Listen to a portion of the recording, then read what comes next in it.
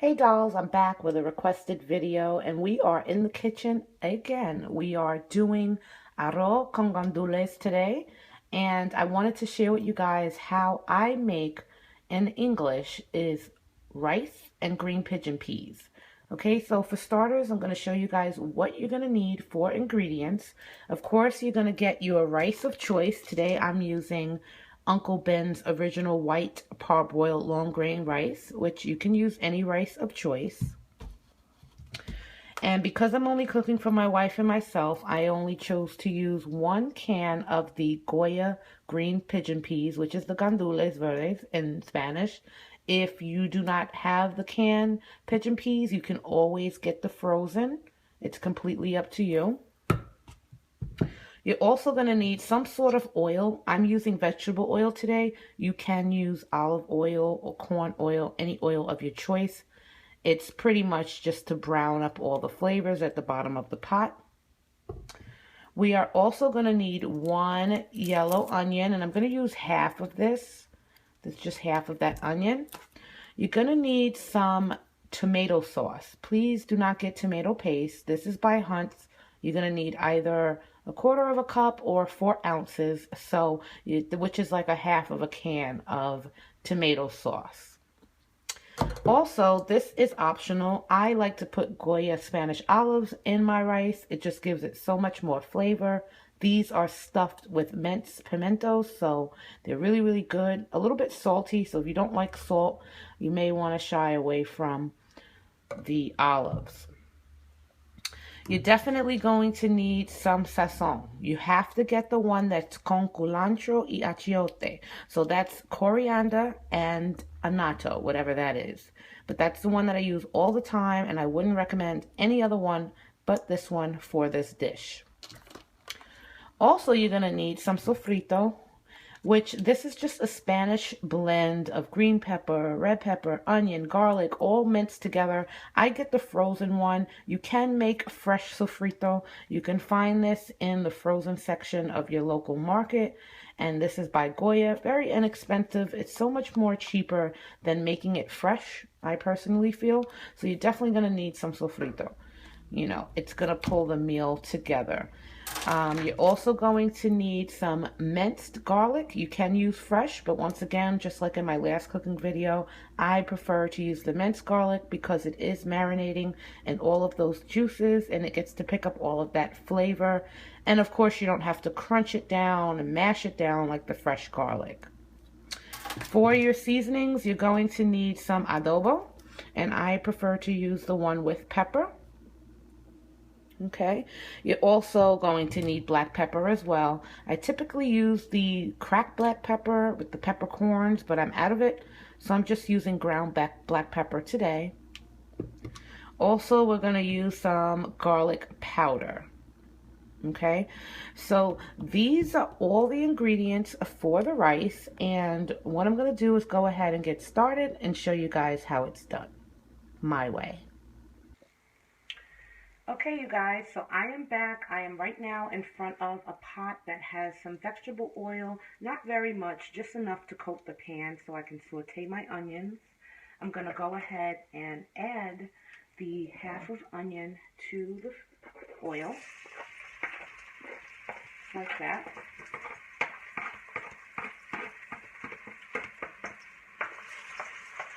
You want to get a nice saute on those onions.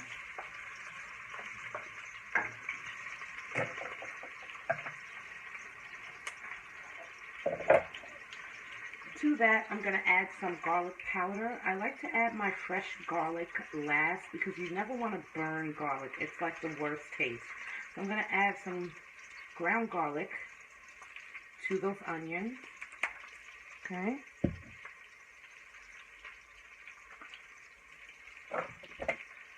Next, I'm going in with my sofrito, and this is the frozen sofrito that I showed you guys. You want to use about 2 to 3 ounces. I like to use about 3 heaping spoonfuls. And when I tell you guys, this smells amazing. It just smells amazing. Okay. Give that a little mix.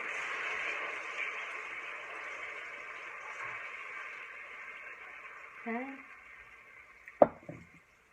Next, we're going to add our 4 ounces of tomato sauce. So if you have this size jar, you want to use half of that.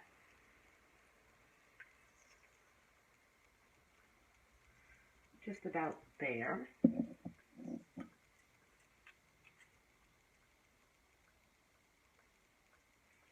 Okay. Then you're going to give that another stir. Keep the flame on medium-high because you're pretty much sauteing this and cooking it down.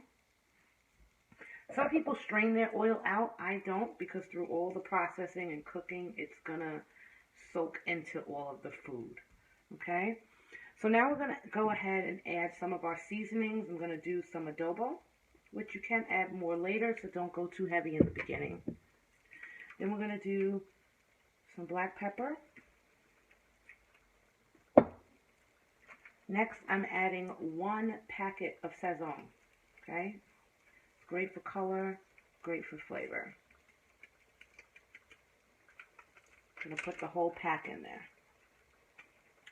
Then we're going to go ahead and add all our gandules. And I went ahead and washed and rinsed my gandules. You don't have to, but I just choose to because these are in a can.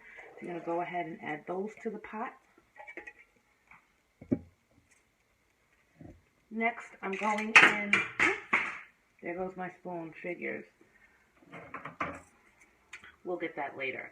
I'm going to go in with some olives, probably about, I don't know, a handful, 5, 8, 10 maybe. Depending, it's completely up to you. I'm putting about 10 in there. I like cooked olives, so yeah. Going to go ahead and give that a stir. Right now, it should be looking like this. It's all that flavor. If you guys could smell this kitchen right now, oh my God. Okay. Next, we're going in with our rice. Now, this is the 1 box of Uncle Ben's rice that I showed you. So it's about 1 full cup. If you're going to be serving for more than 2 people, I would say use 2 cups or more. But since it's just 2 of us, I'm going to go ahead and add my rinsed rice to the pot.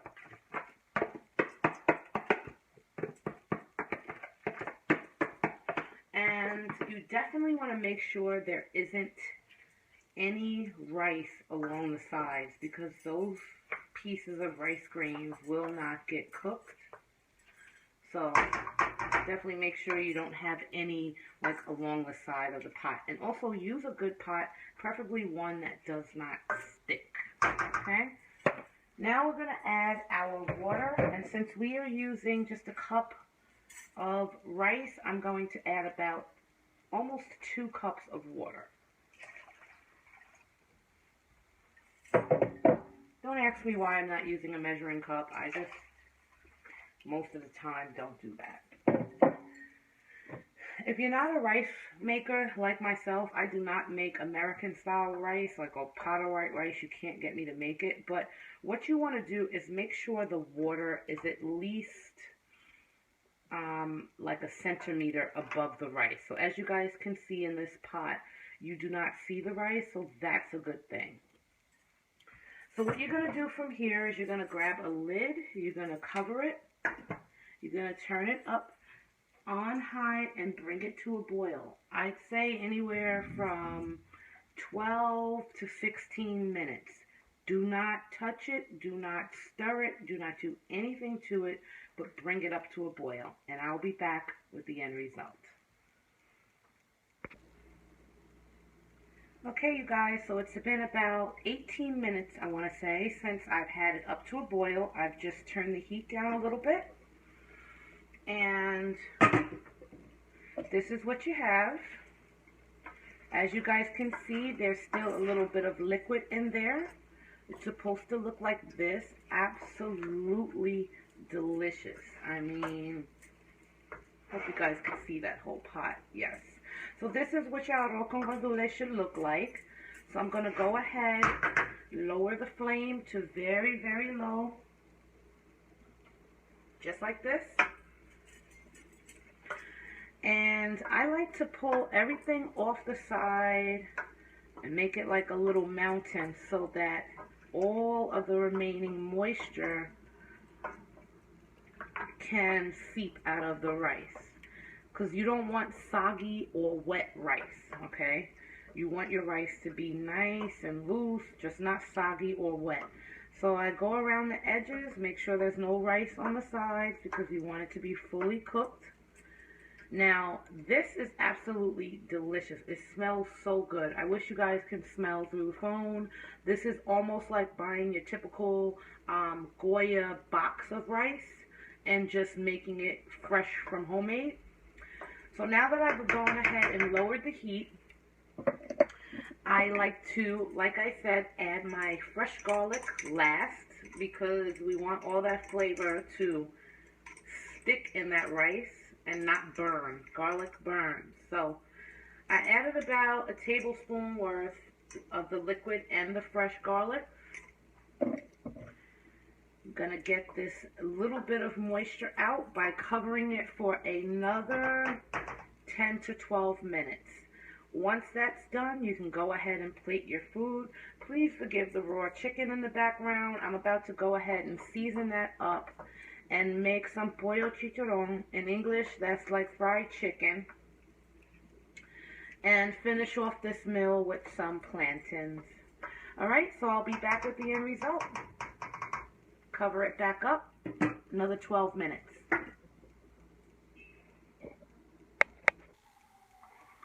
Okay, muffins, so it's been about 11 minutes since the last snippet. I'm going to go ahead and uncover the beautifulness.